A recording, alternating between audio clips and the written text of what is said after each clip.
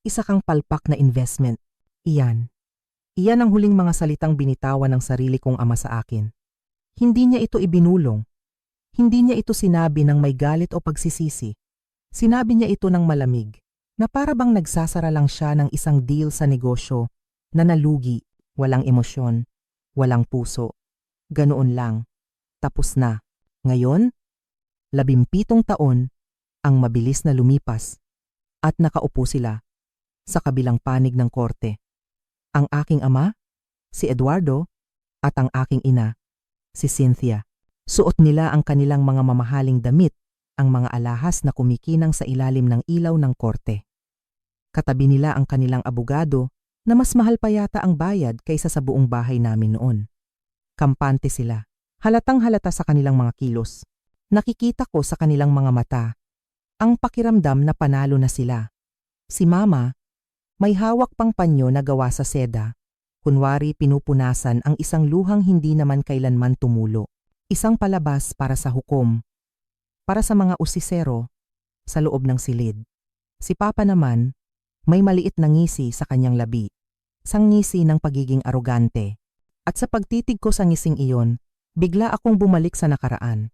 Iyon ang parehong ngisi na nakita ko noong gabing isinara niya ang pinto sa mukha ko at itinapon ako sa gitna ng malakas na bagyo. Sila ang mga bida sa sarili nilang kwento. Ang mga kaawa-awang lolo at lola na buong tapang daw na lumalaban para sa karapatan ng kanilang apo. Ang mga magulang na nag-aalala para sa kinabukasan ng isang pamilyang, sila mismo ang walang awang sumira. Ang kanilang mga abogado ay nagsasalita ng mga salitang tulad ng pagmamahal ng pamilya, karapatan, at pinakamabuti para sa bata. Mga salitang maganda pakinggan, pero walang laman, mga salitang ginagamit nila para pagtakpan ang tunay nilang motibo. Pera. At ako, ang kontrabida sa kanilang kwento. Ang masamang anak na naglayas at nagtago sa halip na umiyak. Sa halip na magpakita ng takot sa harap ng kanilang mga paratang. Ngumiti lang ako. Isang maliit, halos hindi kapansin-pansin na ngiti. Sapat lang para makita nila. Sapat lang para magtaka sila kung bakit hindi ako nasisindak. Hindi nila naiintindihan kung bakit ako kalmado. Ako si Isabela. 17 taon na ang nakalipas. Pinalayas nila ako sa aming mansyon sa Ayala, Alabang. Ang aking malaking kasalanan? Ang kahihiyang dinala ko raw sa aming pangalan? Nabuntis ako. Sa edad na 16, hindi nila tinanong kung okay lang ako. Hindi nila tinanong kung ano ang nararamdaman ko. Hindi nila tinanong kung sino ang ama. Hindi dahil sa pag-aalala, kundi para sukatin kung gaano kalaki ang eskandalong idudulot nito sa kanilang social circle. Ang tanging nakita nila ay isang mantsa, isang kahihiyan sa kanilang perpektong reputasyon. Ang tanging narinig ko ay ang utos, layas. Isang salitang binitawan nang walang pag-aalinlangan, isang itim na garbage bag lang ang ipinadala nila sa akin. Sa gitna ng isang malakas na bagyo. Isipin mo iyon. Hindi isang maleta, hindi isang backpack, isang supot ng basura, dahil para sa kanila, iyon na ako. Isang basura na kailangang itapon. Mula sa isang mansyon na may mga katulong at mamahaling sasakyan. Ang naging tahanan ko ay ang mga maduduming lansangan ng Maynila. Ang init ng aking kama na may malambot na kumot ay napalitan ng lamig ng basang semento. Ang masasarap na pagkain na inihahain sa akin araw-araw ay naging mga panis na tinapay na pinupulot ko. Kung mayroon man, at sa gitna ng lahat ng hirap, ng gutom, at ng walang katapusang pagdurusa, nawala siya. Ang aking munting anghel, ang aking sanang anak na si Leila. Namatay siya sa aking sinukupunan dahil sa lamig at sa stress na idinulot ng mga taong dapat sana'y nagpoprotekta sa aming dalawa. Ngayon, nandito sila. Idinidemanda ako. Hinihiling sa korte ang karapatan na makasama ang kanilang apo. Ang batang lalaki na nakikita nilang hindi bilang isang tao, kundi bilang isang premyo. Isang trust fund na nagkakahalaga ng 200 at 50 milyong piso, hindi nila alam. Iyan ang nakakatuwa sa lahat ng ito. Punong-puno sila ng kumpiyansa, pero wala silang kaalam-alam sa katotohanan. Hindi nila alam na ang batang gusto nilang angkinin ay hindi nila kadugo. Hindi nila alam na ang babaeng tinapakan nila noon, ang babaeng itinuring nilang basura, ay mas mayaman na ngayon kaysa sa kanila. At ang pinakamalaking sikreto sa lahat, ang resibong babasag sa kanilang mga kasinungalingan. Ang katotohanang ang tunay nilang apo, si Leo, ay matagal nang wala. Namatay siya dahil sa kanila, kaya't habang sila'y naghahanda para sa isang laban na akala nila'y sigurado na ang panalo, ako'y naghahanda na para ibigay sa kanila ang matagal na nilang dapat matanggap. Hindi pera, hindi kapatawaran, kundi ang resibo ng kanilang karma. Kung naramdaman mo na kahit minsan na para kang dayuhan sa sarili mong tahanan, o kung naranasan mo ng talikuran ng mga taong inaasahan mong sasalo sa'yo, i-like at i-share mo ang video na ito. At huwag kalimutang mag-comment sa ibaba. Saan kayo nanonood? Pakinggan natin ang inyong mga kwento. Pero bago ang lahat, bago natin alamin kung paano gumuho ang mundo nila sa loob ng korte, hayaan ninyong ibalik ko kayo sa pinakasimula. Dahil para maintindihan ninyo ang tamis ng hustisya ngayon, kailangan ninyong matikman muna ang pait ng aking kahapon. Kailangan ninyong malaman kung paano nagsimula ang lahat sa isang gabi, sa loob ng isang banyo na mas malaki pa sa isang condo unit. Habang nakaupo ako roon, sa malamig na upuan ng korte, ang tingin ng aking ina, ang malamig at mapanghusgang tingin niya, ang nagtulak sa akin pabalik sa nakaraan. Bigla, hindi na ako ang 33 anyos na si Isabela, ang CEO ng sarili kong kumpanya. Bigla, bumalik ako sa pagiging isang 16 anyos na babae. Nanginginig sa takot sa loob ng banyo ng aming mansyon. Nakaupo ako sa malamig na sahig na gawa sa Italian marble, yakap-yakap ang aking mga tuhod. Sa labas, naririnig ko ang hagupit ng bagyo, pero mas malakas pa roon ang kabog ng aking dibdib. Sa ibaba, naririnig ko ang mahinang tunog ng TV na nagbabalita tungkol sa stock market at ang kalansing ng mga baso ng alak ni na mama at papa, ang normal na tunog ng kanilang gabi. Isang normal na gabi na malapit ng mabasag dahil sa aking kamay. Hawak-hawak ko ang isang maliit na piraso ng plastik. Isang bagay na napakasimple, pero may kakayahang baguhin ang lahat. 2 pink na linya, 2 linya na naging mitsa ng apoy na susunog sa lahat ng aking nakaraan at huhubog sa aking kinabukasan. Samahan ninyo akong balikan ang lahat dahil ang kuwentong ito ay hindi nagsimula sa pera. Nagsimula ito sa isang pangakong binali, isang pusong sinaktan, at isang pinto na isinara.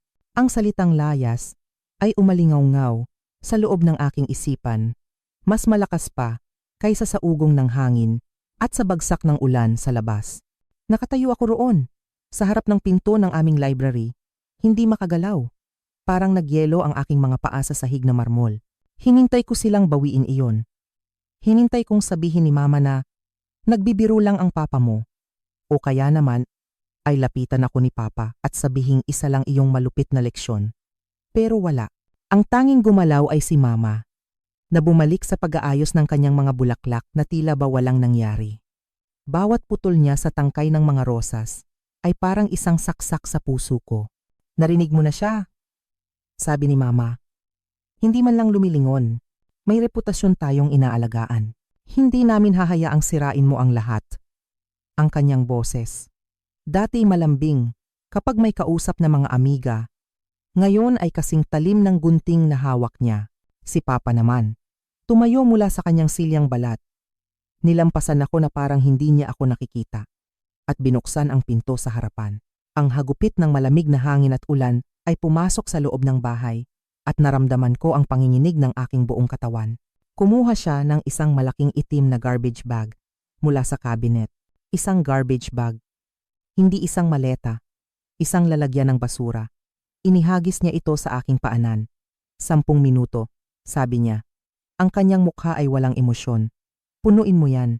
Huwag kang kukuha ng maleta. Ang maleta ay para sa pamilya. Isa ka ng trespasser dito. Trespasser. Isang salita na bumasag sa kung anumang natitirang pag-asa sa loob ko. Paano ako naging isang trespasser sa sarili kong tahanan? Tumingin ako kay mama nagmamakaawa. Ma, parang awa niyo na. Hindi siya lumingon. 10 minuto, Isabela. O tatawag ako ng pulis. Napatakbo ako paakyat sa aking kwarto. Ang bawat hakbang sa grand staircase na dati paborito ko ay parang isang pag-akyat sa entablado ng kahihiyan. Humahagulgol ako habang walang saysay na isinusuksok ang mga damit sa loob ng itim na plastik. Mga sweater, maong, ilang t-shirt. Kinuha ko ang aking jacket, isang scarf, at ang naipon kong pera, 15,000 piso mula sa aking allowance. Pagbaba ko, nakatayo na si Papa sa may pintuan. Nakatingin sa kanyang Rolex na relo. Nagpapasok ka ng hangin. Iyon lang ang sinabi niya. Wala nang salita. Wala nang paalam. Tumapak ako palabas sa aming beranda at ang bagsik ng bagyo ay sumalubong sa akin. Lumingon ako sa huling pagkakataon. Umaasa pa rin. Kahit katiting. Anak niyo po ako. Halos pabulong kong sabi, natatalo ng lakas ng hangin. Umiling si Papa habang hawak ang pinto. Hindi, sagot niya.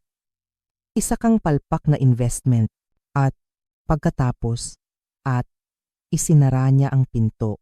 Blag. Ang tunog ng pagsara ng mabigat na pintong yari sa Nara ay parang isang hatol. Isang hatol na kamatayan sa aking pagkatao, sa aking pagiging anak. Ilang sandali akong nakatayo roon. Basang-basa ng ulan, nanginginig, nakatitig sa pinto. Hinintay ko itong bumukas muli. Ngunit hindi ito nangyari. Sa halip, ang ilaw sa beranda ay kumurap at tuluyang namatay. Pinatay nila ang ilaw. Para sa kanila, wala na ako. Isa na lang akong anino na kailangang burahin. Doon, sa gitna ng kadiliman at ng walang tigil na buhos ng ulan, habang hinihila ang aking garbage bag na puno ng mga basag na pangarap, nagsimula ang aking bagong buhay. Ako ay 16, buntis, at wala ng tahanan. Ang ulan ay tila walang balak tumigil. Para bang nakikisama ang langit sa bagyong nararamdaman ko sa aking dibdib. Basang-basa na ako, nanginginig ang bawat kalamnan sa aking katawan, habang yakap-yakap ko ang aking tiyan. Ang tanging nasa isip ko ay ang sanggol na dinadala ko. Kailangan niyang mabuhay. Kailangan namin ng masisilungan. Sa di kalayuan, natanaw ko ang ilaw ng isang gasolinahan. Parang parola ito sa gitna ng madilim na karagatan. Pilit kong hinila ang aking mga paa. Kahit na pakiramdam ko ay bibigay na ang mga ito anumang oras. Nang makarating ako sa may bubungan ng gasolinahan, halos mapaluhod ako sa pagod. Ang lamig ay tumatagos hanggang sa buto. Nilapitan ko ang isang attendant. Nakiusap ako na makitawag kahit saglit lang. Naaawa siguro siya sa itsura ko, isang buntis na basang sisiw at nanginginig, kaya ipinahiram niya ang kanyang cellphone. Nanginginig ang mga daliri ko habang pinipindot ang numero ng taong akala ko ay kakampi ko. Si Marco, ang ama ng aking dinadala. Ang lalaking nangakong hindi ako iiwan. Sumagot siya sa ikatlong ring. Nang marinig ko ang boses niya, parang nabunutan ako ng tinik. Marco, tulungan mo ako, ang garalgal kong sabi. Pinalayas ako ni Papa. Wala akong mapuntahan. Basang-basa ako at natatakot ako para sa baby natin. Inasahan ko ang pag-aalala. Inasahan ko na sasabihin niyang, pupuntahan kita dyan, huwag kang aalis. Pero ang narinig ko ay katahimikan. Isang mahaba at nakabibinging katahimikan. Pagkatapos, narinig ko ang buntong hininga niya, Isabela.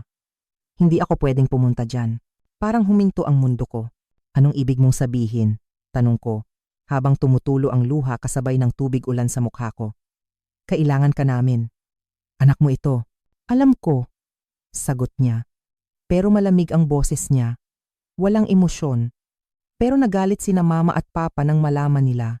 Sinabi nila na kung tutulungan kita, tatanggalan nila ako ng mana. Mawawala ang kinabukasan ko, Isabela. Hindi ko kayang isakripisyo ang lahat para sa isang pagkakamali. Pagkakamali? Ang anak namin, isang pagkakamali? Marco, paano kami? Paano ako? Ang boses ko ay halos pabulong na lang dahil sa sakit. Umuwi ka na lang sa inyo. Humingi ka ng tawad. Sabi niya bago niya ibaba ang tawag. Tut, tut, tut. Nabitawan ko ang cellphone. Para akong sinaksak sa dibdib, pero walang dugo. Mas masakit pa ito. kaysa sa ginawa ng sarili kong ama. Si Marco, nakasama kong nangarap, ay tinalikuran ako dahil sa pera, dahil sa takot na mawalan ng yaman. Doon, sa malamig na semento ng gasolinahan, naramdaman ko ang tunay na kahulugan ng pag-iisa. Wala akong pamilya, wala akong nobyo, wala akong pera. Ang tanging meron ako ay ang batang sumisipa sa sinapupunan ko, na ngayon ay tinawag na isang pagkakamali ng sarili niyang ama. Tumingala ako sa langit. Hinayaan kong hugasan ng ulan ang mga luha ko, pero hindi nito nahugasan ang galit na nagsisimulang mabuo sa puso ko. Ilang araw na akong nagpapalaboy-laboy sa Maynila. Ang akala kong makakahanap ako ng awa sa syudad na ito ay isang malaking pagkakamali. Dito, ang bawat tao ay nagmamadali. Ang bawat mata ay umiiwas. Walang may pakialam sa isang buntis na namamalimos ng kahit tinapay man lang. Ang ingay ng mga sasakyan, ang usok ng jeep, at ang amoy ng basura ay naging pamilyar na sa akin. Ubos na ang lakas ko. Ang gutom ay hindi na kumakalam sa tiyan ko, kundi parang kinalimutan na ng katawan ko ang pakiramdam ng pagkabusog. Gabi na naman, ang lamig ng hangin ay nanunuot sa manipis kong damit. Naghanap ako ng masisilungan sa isang madilim na eskinita sa likod ng mga saradong tindahan. Dito, tahimik kahit papaano, naupo ako sa isang karton. Yakap ang aking tiyan. Kumapit ka lang anak, bulong ko. Pasensya ka na kay mama ha. Wala tayong makain ngayon. Pero pangako, babawi ako. Kinakausap ko siya para hindi ako mawala sa sarili. Para maramdaman kong may kasama pa ako. Pero biglang may kung anong sakit ang tumusok sa puson ko. Hindi ito ordinaryong sakit. Para itong kidlat na gumuhit sa buong katawan ko. Napasigaw ako. Pero walang boses na lumabas dahil sa panghihina. Napahawak ako sa pader, pilit na humihinga ng malalim. Huwag ngayon, dasal ko. Pero tuloy-tuloy ang sakit, parang pinipiga ang matres ko. At pagkatapos, naramdaman ko ang mainit na likido na dumaloy sa hita ko. Dugo. Alam ko na kung ano ang nangyayari. Alam ko na. At ang takot na naramdaman ko ay mas matindi pa sa gutom o lamig. Tulong. Parang awa nyo na. Sigaw ko. Pero garalgal na ungol lang ang lumabas sa bibig ko. Walang nakarinig sa akin. Walang dumaan. Mag-isa ako sa dilim. Habang unti-unting nawawala ang buhay, na pinakaiingatan ko, napahiga ako sa maruming sahig. Ang mga luha ko ay humalo sa dumi ng kalsada. Hinawakan ko ang tiyan ko. Nagmamakaawa sa Diyos. Nagmamakaawa sa kung sinumang nakikinig. Kunin niyo na lahat sa akin. Wag lang ang anak ko. Pero tahimik ang gabi. Unti-unting dumilim ang paningin ko.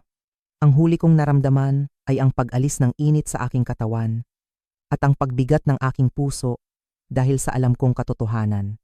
Wala na siya bago ako tuluyang lamunin ng dilim. May naaninag akong anino. Isang sasakyan ang huminto sa tapat ng eskinita. May bumabang babae. Narinig ko ang takong ng sapatos niya na papalapit. Diyos ko! Miss, naririnig mo ba ako? Iyon ang huling boses na narinig ko bago ako nawalan ng malay. Isang boses na puno ng pag-aalala sa gitna ng walang pakialam na syudad. Nagising ako sa amoy ng gamot at bulaklak. Hindi ito amoy ng ospital na pampubliko, kundi amoy ng isang malinis at maaliwalas na kwarto. Ang hinihigaan ko ay malambot. Ang kumot ay makapal at mainit. Iminulat ko ang aking mga mata at nakita ko ang isang puting kisame na may magandang ilaw. Nasaan ako? Patay na ba ako? Kung ito ang langit, bakit ang bigat-bigat pa rin ang pakiramdam ko? Sinubukan kong bumangon pero masakit ang buong katawan ko. Bumukas ang pinto at pumasok ang isang babaeng may edad na. Maputi ang buhok niya, elegante ang tindig, pero ang mga mata niya ay puno ng lungkot at awa. Siya si Sofia. Siya ang nakakita sa akin sa eskinita. Lumapit siya at hinawakan ang kamay ko. Ang init ng palad niya ang nagpaalala sa akin na buhay pa ako. Hija, gising ka na. Malumanay niyang sabi. Agad kong hinawakan ang tiyan ko. Ang anak ko? Tanong ko agad. Ang bilis ng tibok ng puso ko. Umaasa ako sa himala. Umaasa ako na sasabihin niyang nasa nursery room ang baby ko at maayos ang lahat. Pero yumuko si Sofia. Humigpit ang hawak niya sa kamay ko. Ikinalulungkot ko, Isabela. Ginawa ng mga doktor ang lahat, pero huli na nang madala ka namin sa ospital. Ang baby mo, wala na siya. Parang gumuho ang mundo sa ikalawang pagkakataon. Isang palahaw ang kumawala sa dibdib ko. Hindi totoo yan. Leo. Pangalanan ko sana siyang Leo. Iyak ako ng iyak. Ang sakit ay pisikal at emosyonal. Para akong pinapatay ng paulit-ulit. Hinayaan lang ako ni Sofia na umiyak. Hinahagod niya ang likod ko, tulad ng isang ina. Nang medyo kumalma na ako, may sinabi pa siyang mas nagpadurog sa akin. May isa pa akong kailangang sabihin, Hija. Dahil sa tindi ng impeksyon at komplikasyon, tinanggalan ka ng matres. Hindi ka na muling magkakaanak. Katahimikan. Matagal na katahimikan. Wala na akong anak. At hindi na ako magkakaroon pa. Kinuha na ang lahat sa akin. Ang pamilya, ang pag-ibig, at ngayon, ang pagiging ina. Pakiramdam ko ay isa na lang akong basyo. Walang laman. Isabela, tawag ni Sofia sa akin. Tinitigan niya ako sa mata ng seryoso. Alam kong parang katapusan na ng mundo mo. Pero buhay ka pa. Iniligtas kita dahil nakita ko ang sarili ko sa iyo. Nawalan din ako ng anak noon. At ngayon, nag-iisa ako sa yaman ko. Gusto kong bigyan ka ng pag-asa. Bibigyan kita ng bagong buhay. Pag-aaralin kita. Tutulungan kita. Pero sa isang kondisyon. Tumingin ako sa kanya. Ano po iyon? Huwag mong hayaang matalo ka ng nakaraan mo. Gamitin mo ang sakit na ito para maging matapang. Maging anak kita. At ako ang magiging pamilya mo. Sa sandaling iyon, sa gitna ng abo ng aking pangarap, may munting liwanag na sumilip. Tinanggap ko ang alok niya, hindi dahil gusto kong yumaman, kundi dahil gusto kong patunayan sa mundo na hindi nila ako kayang durugin ng tuluyan. Sa ilalim ng gabay ni Tita Sofia, nagbago ang takbo ng buhay ko. Hindi naging madali. Hindi porket mayaman ang nag-ampon sa akin ay naging prinsesa na ako. Iyon ang gusto ni Tita Sofia, na matutunan ko ang halaga ng bawat sentimo. Nag-aral ako ng Hotel and Restaurant Management. Sa umaga, nasa eskwelahan ako. Sa gabi at weekend, nagtatrabaho ako sa isa sa mga hotel na pagmamay-ari niya. Nagsimula ako sa pinakababa. Housekeeping, natatandaan ko pa ang sakit ng likod ko sa pagpapalit ng bedsheet at paglilinis ng inidoro. May mga araw na gusto ko nang sumuko, lalo na kapag may mga bisitang matapobre na kung tratuhin ako ay parang hindi tao. Pero sa tuwing naiisip ko ang mukha ng mga magulang ko at ni Marco, ang galit ay nagiging gasolina ko. Kailangan kong umangat. Kailangan kong maging makapangyarihan para hindi na ako muling maapakan. Dahil sa tiyaga at talino, mabilis akong na-promote. Mula housekeeping, naging front desk officer, hanggang sa maging manager.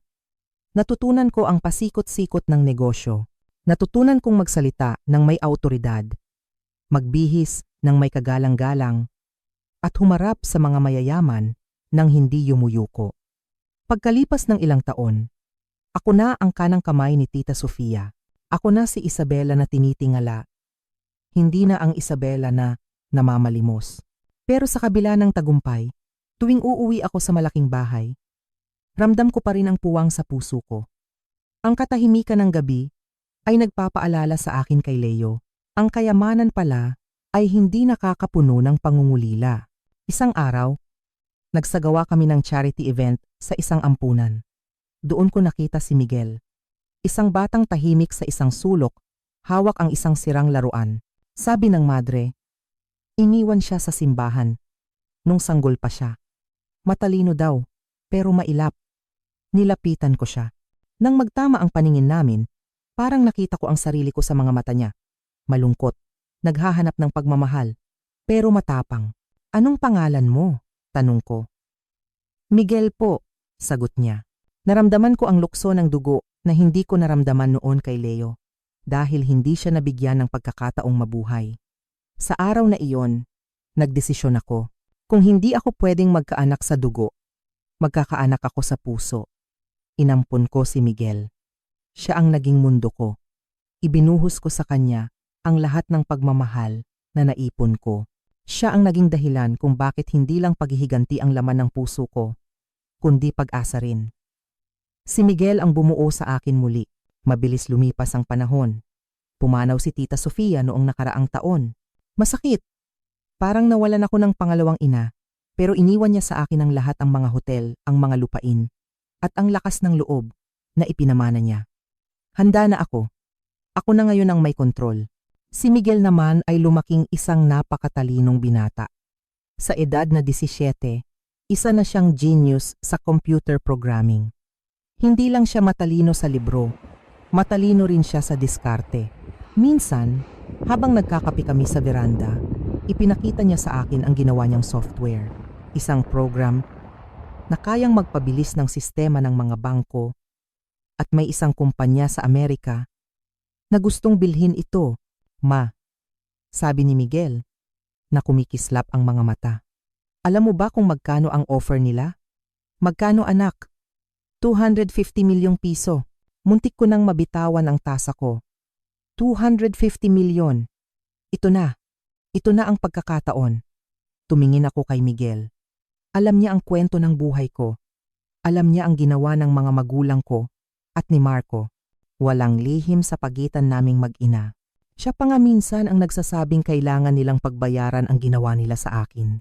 Anak, seryoso kong sabi, gagamitin natin ang tagumpay mong ito, hindi lang para sa atin, kundi para ilabas ang tunay na kulay ng mga taong tumalikod sa akin.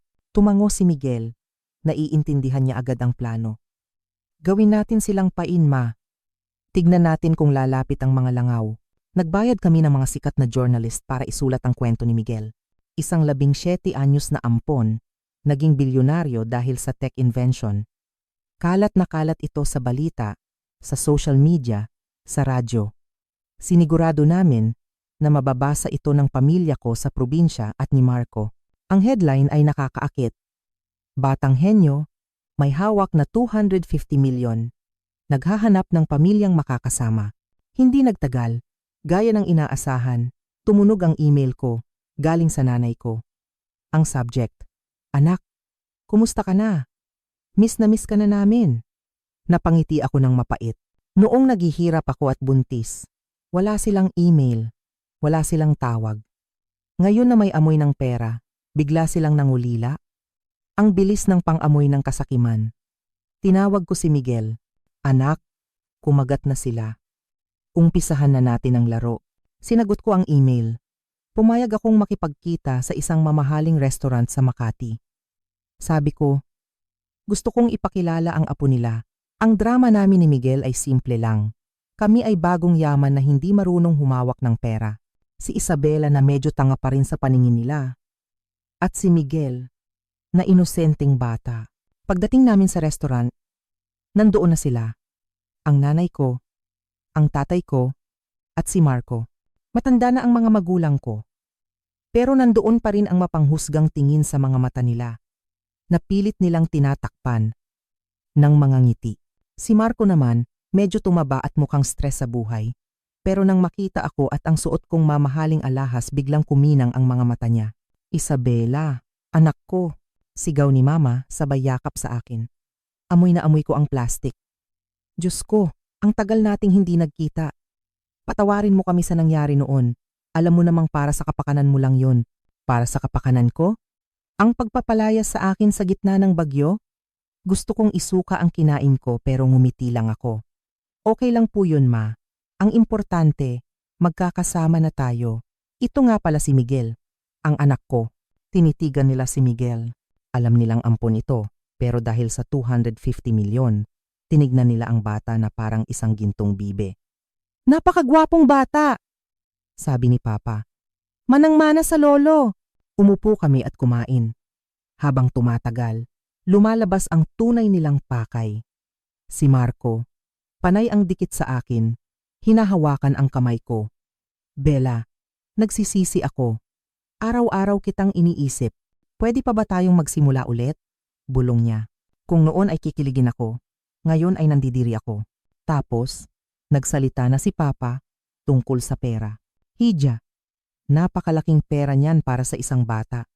Delikado kung si Miguel lang ang hahawak. Kailangan niya ng gabay. Kami ng mama mo at si Marco, pwede kaming tumulong mag-manage para lumago pa, di ba? Nagkatinginan kami ni Miguel. Ito na, Ang pain. Talaga po pa? Tanong ko na parang mangmang. Kasi natatakot nga ako eh. Hindi kami marunong sa bangko. Gusto sana namin na pamilya ang humawak. Halos lumuwa ang mga mata nila sa tuwa. Inalok nila agad na pirmahan namin ang mga dokumento para maging legal guardian sila ng pera ni Miguel hanggang sa di 21 siya. Ibigay daw namin ang power of attorney. Sa isip-isip ko, huling-huli kayo. Ang akala nila ay sila ang mangingisda. Hindi nila alam. Sila ang isda na nasa loob na ng lambat. Pumayag kami ni Miguel na pag-usapan ang mga papeles sa susunod na linggo. Umuwi sila na puno ng pag-asa na magiging mayaman na sila. Umuwi kami ni Miguel na alam naming nakuha na namin ang ebidensya ng kasakiman nila. 1 linggo ang lumipas. Pero imbes na simpleng usapan, nakatanggap ako ng samon mula sa korte. Ang bilis nila. Hindi lang pala sila sakim. Tuso rin. Binasa ko ang mga dokumentong ipinadala ng abogado nila. Nanginginig ang kamay ko. Hindi sa takot, kundi sa galit. Nakasaad sa dokumento na nagsampa sila ng petisyon para kunin ang full custody at guardianship kay Miguel at sa kanyang ari-arian. Ang basihan? Mental incapacity at negligence daw sa parte ko. Sinasabi nila na ako ay isang pabayang ina, na may history ako ng pagiging unstable dahil sa pagbubuntis ko noon ng maaga at pagkawala sa sarili. At ang pinakamatindi, nag-execute si Marco ng affidavit na nagsasabing siya ang tumayong ama-amahan ni Miguel sa diwa at ako ang naglayo sa bata sa kanila. Puno ng kasinungalingan. Gusto nilang palabasin na baliw ako at hindi karapat-dapat humawak ng pera para sila ang magkaroon ng kontrol sa 250 milyon. Ma, ano nang gagawin natin? Tanong ni Miguel nang makita niya ang mukha ko. Tinupi ko ang papel ng dahan-dahan. Tumayo ako at naglakad papunta sa salamin. Nakita ko ang refleksyon ko. Hindi na ito ang batang umiiyak sa gasolinahan. Hindi na ito ang babaeng namatayan ng anak sa eskinita. Ito ay si Isabela, ang babaeng binuo ng bagyo at apoy. Gusto nila ng giyera, anak? Sabi ko ng mariin. Habang tinitignan si Miguel. Bibigyan natin sila ng giyera. Sa araw ng paglilitis, dumating kami ni Miguel sa korte. Nakasuot ako ng itim na dress na nagpapakita ng aking awtoridad. Nakasuot si Miguel ng maayos na suit. Pagpasok namin, nakita ko sila ang mga magulang ko at si Marco na nakaupo kasama ang magagaling nilang abogado. Nginitian nila ako. Isang ngiting mapang-asar. Ngiting nagsasabing panalo na kami. Pero hindi ako yumuko. Tinaas ko ang noo ko. Ang bawat hakbang ng takong ko sa sahig ng korte ay parang tunog ng tambol ng digmaan. Dala ko ang lahat ng ebidensya. Ang mga recording ng usapan namin sa restaurant. Ang mga email.